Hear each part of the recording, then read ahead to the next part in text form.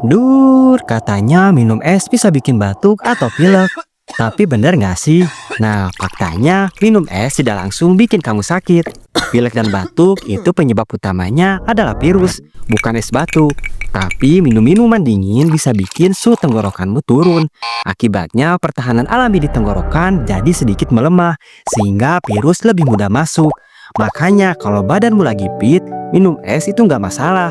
Tapi kalau imun lagi turun, es bisa memperparah gejala batuk atau pilek yang sudah ada. Jadi bukan es penyebabnya, tapi virusnya. Es cuma bikin kondisi lebih gampang kecolongan.